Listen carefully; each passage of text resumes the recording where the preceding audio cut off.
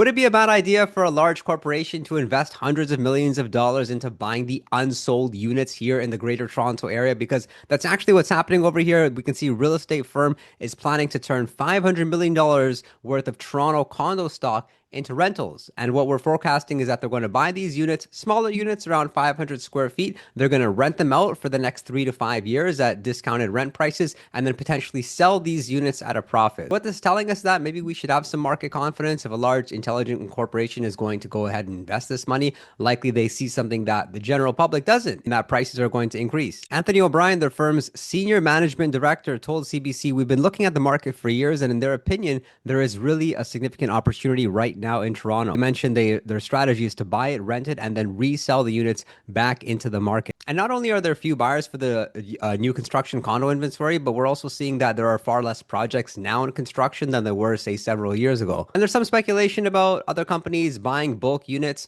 But what this is telling us is that the psychology of the buyer may shift because buyers for these condo units may think that they are not only competing with other buyers, but they're also competing with larger corporations. One of the things I'm hearing from my clientele that are buying condos is that there's really not as many good units up for sale as people might think. Right now, we've got a lot of those smaller units, also known as shoebox condos, which are up for sale. But if you're looking for like a one bedroom, one washroom, one parking space, maybe around 600 square feet, these units are actually coming up for sale and being snatched up. So buyers have to actually be aggressively looking because when a good unit's coming up for sale, we know that it might not last. And one builder saw something that the other builders didn't because this specific builder by Bathurst and St. Clair actually had larger floor plans for their units. And as a result, they were able to sell 75% of their condo inventory. And this is a project by Bathurst and St. Clair with the average square footage around 650. For all property style, with the exception of condos, the average price has actually come up over the past few months.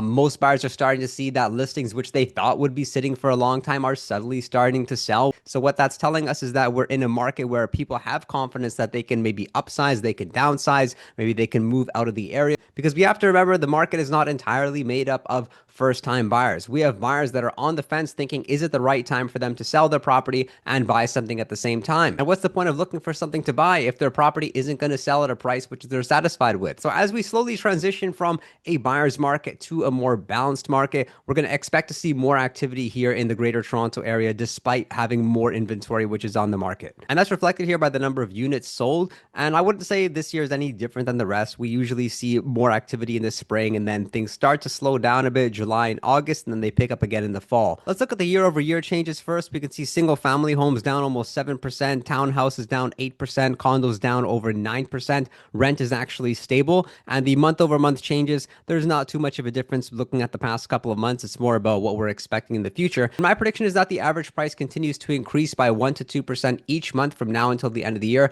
and that should bring us back to around late 2024 values, maybe early 2025. It was specifically the second half of 2025 when the average price really came down, days on market started to extend, and we lost a lot of confidence from the buyers out there. Despite the slight improvements in the market, I'm surprised to see that investors really haven't come back in the market in a major way. There's a lot of skepticism generally about buying property here in the Greater Toronto area. Investors would rather maybe put that money into stock or maybe even buy property in the States, which we're not used to seeing. We used to see investors look at the Greater Toronto area like a safe place to put their money. But we know that with some of the newer government policies that are coming into place, like Bill 60 and Bill 97, the rules are shifting in a way where it's a little bit more favorable to be a landlord. I say a little bit more favorable because we know that the landlord and tenant board, they generally are on the tenant side, unfortunately, but we're seeing the policies begin to switch a little bit. And I think that's really necessary so that investors feel, okay, we can buy a property, rent it out, and not have issues with our tenant moving forward. If you're looking to buy or sell, make sure to call me.